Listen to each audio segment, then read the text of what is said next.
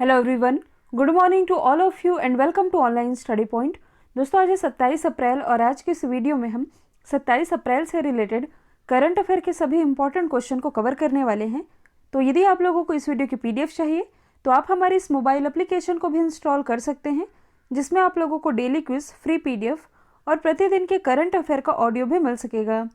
तो चलिए स्टार्ट करते हैं। हमारा पहला क्वेश्चन, हाल ही में किस राज्य सरकार ने 1 लाख रुपए तक के लोन के लिए शून्य ब्याज फसल ऋण योजना की शुरुआत की है? तो इसकी शुरुआत अभी हाल ही में आंध्र प्रदेश गवर्नमेंट के द्वारा की गई है। कहने का मतलब है कि ये ऐसी योजना है जिसमें कि आंध्र प्रदेश के जो किसान हैं, यदि ये 1 लाख रुपए तक का लोन निकलवाना चाहते हैं तो इसके लिए इन्हें ब्याज नहीं लगेगा। जैसे कि केंद्र सरकार की काफ़ी सारी ऐसी योजनाएं हैं जिसमें कि किसानों के लिए योजनाएं निकाली जाती है, लेकिन उनके लिए ब्याज दर यानी कि इंटरेस्ट रेट ये कम कर दिया जाता है। लेकिन यहाँ कम करने वाला सिस्टम ही नहीं है, यहाँ पूरी तरह से ब्याज ही मुक्त किया जा रहा है कि यदि 1 लाख रुपए तक का लोन निकलवाते हैं किसान तो उन्हें ब्याज नहीं देना होगा। और ऐसा ही फैसला आंध्र प्रदेश गवर्नमेंट ने किया है, जिसके लिए इसने लगभग 128 करोड़ रुपए आवंटित किए हैं और लगभग 6.5 लाख किसान इससे लाभान्वित होंगे। और ऐसे किसान जिन्होंने पिछला जो रबी का सीज़न रहा है, पिछले रबी के सीज़न में जिन्होंने 1 लाख रुपए तक का फसल ऋण का लाभ उठाया था, लेकिन इन्होंने निश्चित समय में उस राशि को चुका दिया था, ऐसे ही किसान इसमें लाभान्वित हो सकेंगे। तो यदि हम बात करें आंध्र प्रदेश की, जो कि भाषाई आधार पर गठित भारत का पहला राज्य है, इसकी राजधानी है अमरावती, विशाखापट्टनम और कुर्नूल, और 3 राजधानियों वाला ये भारत का पहला राज्य है। अमरावती ये इसकी विधायी राजधानी है, विशाखापट्टनम ये इसकी कार्यकारी राजधानी है। इसी विशाखापट्टनम से हाल ही में भारत की पहली ऑक्सीजन एक्सप्रेस ये शुरू की गई है, और जो कुर्नूल है ये इसकी न्यायिक राजधानी है। मुख्यमंत्री है वाई.एस. जगन मोहन रेड्डी, जिन्हें भी हाल ही में Skoch chief minister of the year award से नवाजा गया। राज्यपाल है विश्वभूषण हरिचंदन। आंध्र प्रदेश के अमरावती में ही भारत का 25वां उच्च न्यायालय स्थापित किया गया है, जिसके मुख्य न्यायाधीश अभी हाल ही में अरूप कुमार गोस्वामी ये बनाए गए हैं। लोकसभा सीटें आती है 25, राज्यसभा सीटों की संख्या है 11।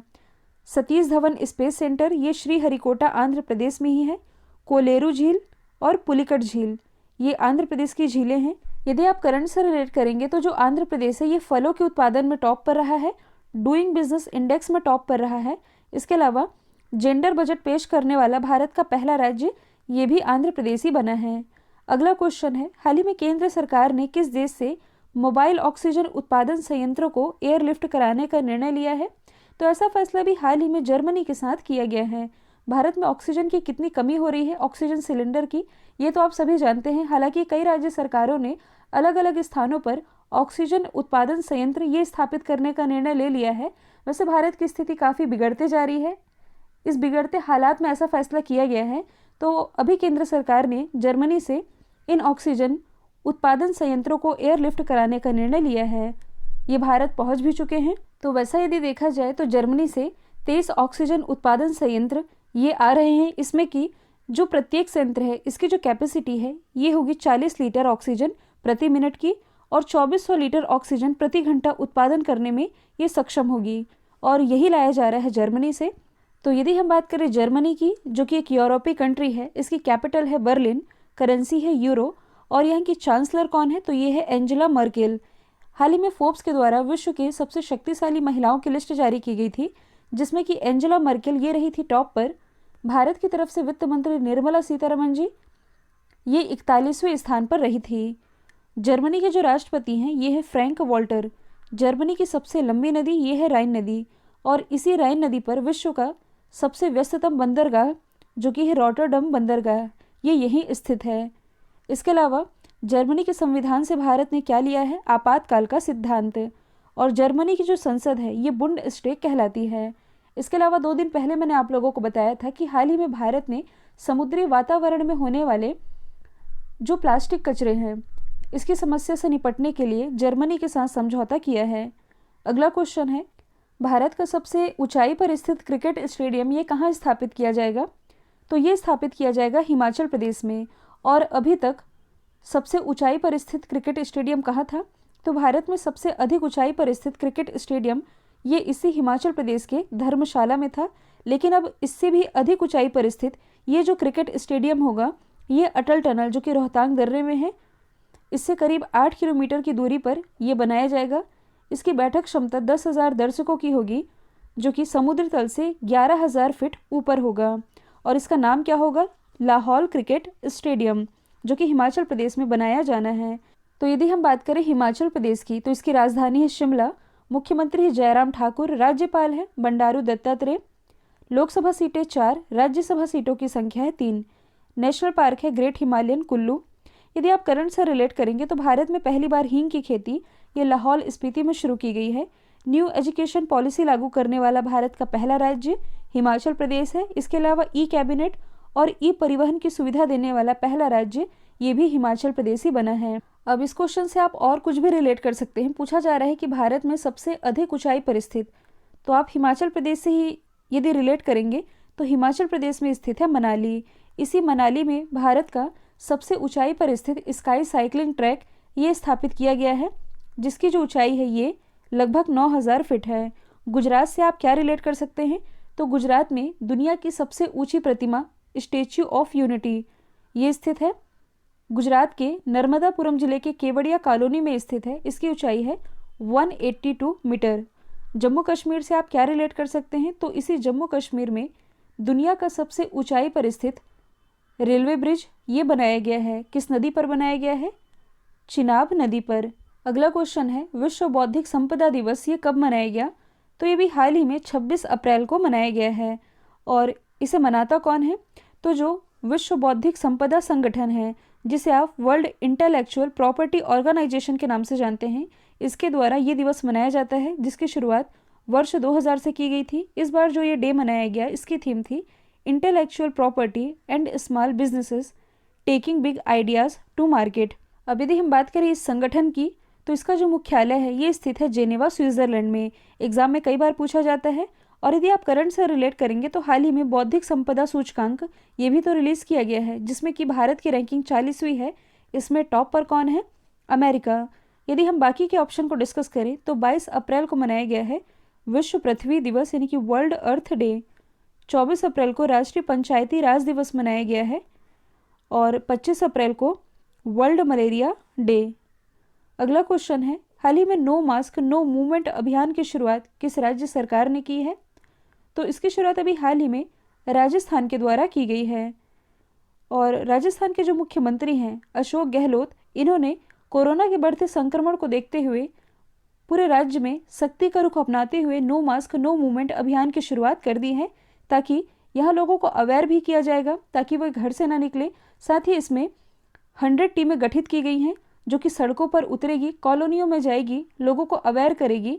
इसके साथ ही लोगों को मास्क पहनने के लिए अवेयर किया जाएगा। जिनके पास मास्क नहीं है मास्क बांटा जाएगा और मास्क ना लगाने वालों पर कड़ी कार्रवाई भी की जानी है। तो यदि हम बात करें राजस्थान की, तो इसकी राजधानी है जयपुर, जिसे आप पिंक सिटी के नाम से जानते हैं। 2019 में इसे यूनेस्को के वर्ल्ड हेरिटेज साइट में शामिल किया गया था। मुख्यमंत्री है अशोक गहलोत, राज्यपाल है कलराज मिश्र, मुख्य न्यायाधीश है इंद्रजीत मोहंती। लोकसभा सीटें आती हैं 25, राज्यसभा सीटों की संख्या है 10। कुछ एक्स्ट्रा फैक्ट की यदि हम बात करें तो क्षेत्रफल की दृष्टि से भारत का सबसे बड़ा राज्य ये राजस्थान है, जबकि सबसे छोटा राज्य ये है गोवा। और भारत और दक्षिण एशिया का जो सबसे बड़ा रेगिस्तान है ये भारत में ही है। कुछ इधर इसकी लोकेशन है थार रेगिस्तान। और अरावली श्रेणियाँ ये राजस्थान में ही पाई जाती हैं। और राजस्थान की ये जो लोकेशन है, अरावली की जो पहाड़ियाँ हैं, ये कुछ ऐसे स्टार्ट होती है और अंत में जो दिल्ली है यहाँ जा कर के ये समाप्त होती है। दिल्ली में आप लोगों ने सुना भी होगा रायसीना की पहाड़ियाँ, तो ये इसी अरावली पहाड़ी का ही हिस्सा है। इसी रायसीना की पहाड़ी पर भारत का राष्ट्रपति भवन भी स्थित है। और प्रमुख नृत्य की यदि हम बात करें तो चाकरी, टेरताली, सुईसिनी, पनिहारी, घूमर। देखिए सुईसिनी, पनिहारी, घूमर ये एग्जाम में कई बार पूछा गया है। ये सभी रिलेटेड है राजस्थान से ही। और प्रमुख बांध है राणा प्रताप सागर बांध, जो कि चंबल नदी पर बनाया गया है। इंपॉर्टेंट नेशनल पार्क की यदि बात की जाए तो सरिस्का, केवलादेव, रणथंभौर नेशनल पार्क ये सभी राजस्थान में है। बायोफ्यूल यानी कि जैव ईंधन पॉलिसी लागू करने वाला भारत का पहला राज्य ये भी राजस्थान ही है। अगला क्वेश्चन है कौन सी कंपनी भारत में दुनिया का सबसे बड़ा 2 पहिया यानी कि 2 व्हीलर चार्जिंग नेटवर्क बनाएगी? तो दुनिया का सबसे बड़ा दो पहिया चार्जिंग नेटवर्क जो कि बनाया जाएगा ओला के द्वारा, और ओला ने हाल ही में इसकी घोषणा की है। ओला ने भारत के 400 शहरों में 1 लाख से ज़्यादा चार्जिंग पॉइंट लगाने का लक्ष्य रखा है। और ये लगाए कहाँ जाएंगे, तो ये जो नेटवर्क है शहरों में, मतलब कि इन 400 शहरों में जो मॉल्स है, कैफ़े है और IT पार्क हैं, यहाँ ये चार्जिंग पॉइंट बनाए जाने हैं। और इस नेटवर्क के साथ ही जो ओला का इलेक्ट्रिक स्कूटर है ये मात्र 18 मिनट में 50% चार्ज किया जा सकता है। और यही चार्जिंग पॉइंट लगाने की घोषणा ओला के द्वारा की गई है। अच्छा, यहाँ से आप और कुछ भी रिलेट कर सकते हैं। यदि आप लोगों को याद होगा तो कुछ दिन पहले मैंने आप लोगों को बताया था कि ये जो ओला है ये विश्व का सबसे बड़ा स्कूटर कारखाना ये कहाँ स्थापित कर रहा है, तमिलनाडु के चेन्नई में, जिसके लिए ओला और तमिलनाडु गवर्नमेंट के बीच MOU पर भी हस्ताक्षर किए गए हैं। अब हम जान लेते हैं ओला के बारे में। ओला के फाउंडर कौन थे, तो ये थे भाविश अग्रवाल और अंकित भाटी। और इसका जो हेडक्वार्टर है ये कहाँ स्थित है, इसका हेडक्वार्टर स्थित है बेंगलोर, कर्नाटक में। बेंगलोर जो कि कर्नाटक की कैपिटल है, इसे हम सिलिकॉन सिटी के नाम से जानते हैं। अब यदि हम बाकी के ऑप्शन की बात करें जो कि चर्चे में रहे हैं। अच्छा, ऊबर के ब्रांड एम्बेसडर कौन है, ऊबर के ब्रांड एम्बेसडर ये हैं विराट कोहली। बजाज ये भी चर्चे में रहा है। यदि आप लोगों को याद होगा तो ये जनवरी 2021 की ही बात है, दुनिया की सबसे बड़ी दो पहिया निर्माता कंपनी ये बजाज बनी है, जिसका जो मार्केट कैपिटलाइजेशन है यानी कि बाजार पूंजीकरण ये 1 लाख करोड़ के ऊपर पहुंच गया है। TVS से आप क्या रिलेट कर सकते हैं, हालांकि ये करंट का क्वेश्चन नहीं है, 2019 की बात है। एथेनॉल से चलने वाली भारत की पहली बाइक ये TVS ने ही लॉन्च की थी और इस बाइक का नाम क्या था, अपाचे RTR 200। और TVS का हेडक्वार्टर ये चेन्नई में ही स्थित है। अगला क्वेश्चन है, रासायनिक हथियार के निषेध संगठन इसके बाहरी लेखा परीक्षक के रूप में किसे नियुक्त किया गया है, तो ये भी हाल ही में नियुक्त किए गए हैं गिरीश चंद्र मुर्मू, जो कि जम्मू कश्मीर के पहले उपराज्यपाल थे, लेकिन अब ये CAG यानी कि कंट्रोलर एंड ऑडिटर जनरल के पद पर कार्यरत हैं। अब दो चीज़ों में आप कंफ्यूज नहीं होइएगा, एक तो होता है CAG, दूसरा होता है CGA यानी कि कंट्रोलर ऑफ जनरल अकाउंटेंट्स। ये कौन है, तो ये है सोमा रॉय, जबकि CAG हैं गिरीश चंद्र मुर्मू। इन्हीं की नियुक्ति रासायनिक हथियार के निषेध संगठन के बाहरी लेखा परीक्षक के रूप में कर दी गई है। अगले 3 साल के लिए इनकी नियुक्ति इस पद पर की गई है। यदि हम बाकी ऑप्शन की बात करें तो सुशील चंद्र ये हाल ही में भारत के मुख्य चुनाव आयुक्त बने हैं। सुनील अरोड़ा ये हाल ही में गोवा के नए राज्यपाल बने हैं, जबकि जो NV रमना है ये भारत के 48वें मुख्य न्यायाधीश बन गए हैं। अगला क्वेश्चन है, climate change explained for one and all ये किताब हाल ही में किसके द्वारा लिखी गई है, तो ये किताब लिखी है आकाश रानी सन ने।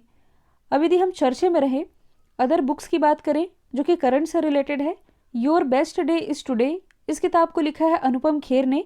आई एम नो मसीहा ये सोनू सूद के द्वारा लिखी गई किताब है।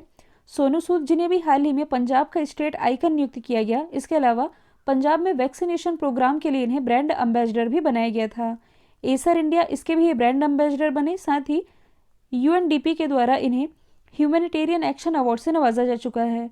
ओ मिजोरम किताब PS श्रीधरन पिल्लई जो कि मिजोरम के राज्यपाल है, इनके द्वारा लिखी गई है। Overdraft saving the Indian saver Urjit Patel इसके राइटर हैं। और उर्जित पटेल कल इनसे रिलेटेड मैंने आप लोगों को एक समिति बताई थी, monetary policy committee. An era of darkness Shashi Tharoor के द्वारा लिखी गई है। साथ ही इन्होंने नरेंद्र मोदी पर बेस एक किताब लिखी है जिसका नाम है the paradoxical prime minister, how to become a writer, ये रस्किन बॉन्ड की किताब है। AIBA यानी कि इंटरनेशनल बॉक्सिंग एसोसिएशन युवा पुरुष और युवा महिला विश्व मुक्केबाजी चैंपियनशिप का आयोजन कहाँ हुआ, जिसमें भारत ने सबसे ज़्यादा मेडल जीते हैं, तो इसका आयोजन अभी हाल ही में पोलैंड में किया गया। पोलैंड जो कि एक यूरोपीय कंट्री है जिसकी लोकेशन आप देख सकते हैं, इसकी कैपिटल है वारसा, करेंसी है पॉलिश ज्लोटी। हाल ही में यहाँ के नए प्रेसिडेंट बनाए गए हैं, इनका नाम है आंद्रेज डूडा। और यदि आप करंट से रिलेट करेंगे तो ये अक्टूबर 2020 की ही बात है। पोलैंड का एक शहर है जिसका नाम है व्रोकला। इस शहर के एक चौराहे का नाम हरिवंश राय बच्चन जी जो कि अमिताभ बच्चन जी के पिता हैं, इनके नाम पर रखा गया है। इसके अलावा ये जो आप देख रहे हैं बाल्टिक सी के किनारे ये जो 3 कंट्रीज़ हैं कौन कौन सी हैं, एस्टोनिया, लातविया, लिथुआनिया, यही कहलाती है बाल्कन कंट्रीज़। और इस प्रतियोगिता का तो आयोजन पोलैंड में किया गया, जिसमें कि जो भारतीय महिला मुक्केबाज रही हैं इन्होंने 7 गोल्ड मेडल जीते हैं। और इसका जो आयोजन है ये पूरे विश्व में किसके द्वारा करवाया जाता है? AIBA यानी कि इंटरनेशनल बॉक्सिंग एसोसिएशन के द्वारा। इसकी स्थापना 1946 में हुई थी। हेडक्वार्टर लॉजेन, स्विट्जरलैंड में है। कुछ समय पहले ही इसके जो अध्यक्ष हैं ये बने हैं उमर क्रेमलेव। अगला क्वेश्चन है, वन धन विकास योजना ये किस मंत्रालय की पहल है? तो इसकी शुरुआत अभी हाल ही में जनजातीय मामलों के मंत्रालय के द्वारा की गई है। अब ये योजना है क्या? तो आप सभी जानते हैं कि जो ट्राइबल लोग हैं ये जंगलों के बीच में रहते हैं और इनकी जो आजीविका का साधन होता है ये क्या होता है? औषधि, पेड़ पौधे, जड़ी बूटियाँ या जो गोंद वगैरह होती हैं ये जंगलों से ही मिलती हैं। तो जंगल के जो प्रोडक्ट हैं जो ये कलेक्ट करते हैं तो इसकी खरीद के लिए इनके लिए एक प्लेटफॉर्म प्रोवाइड करवाएगी सरकार, मतलब कि इस मंत्रालय के द्वारा इस पहल की शुरुआत की गई है जिसका नाम है वन धन विकास योजना। और यदि आप लोगों को याद होगा तो कुछ दिन पहले मैंने आप लोगों को बताया था अनामय पहल के बारे में। यही जनजातीय लोग जो कि जंगलों में रहते हैं ये अपने हेल्थ के प्रति उतने अवेयर नहीं होते, इसलिए हाल ही में इसी मंत्रालय के द्वारा, मतलब कि जनजातीय मामलों के मंत्रालय के द्वारा अनामय पहल की भी शुरुआत की गई थी। और जनजातीय मामलों के मंत्री हैं कौन? अर्जुन मुंडा। कल जो मैंने आप लोगों से सवाल पूछा था इसका राइट आंसर रशिया था। अब आप लोगों के लिए आज का सवाल है, किस देश ने 3 महीने का आपातकाल घोषित किया है? तो इसका जो भी आंसर कमेंट बॉक्स में बताइएगा। वीडियो यदि पसंद आए तो लाइक कीजिए, शेयर कीजिए और चैनल को सब्सक्राइब करना बिल्कुल मत भूलिएगा। आज के लिए इतना ही। Thank you so much.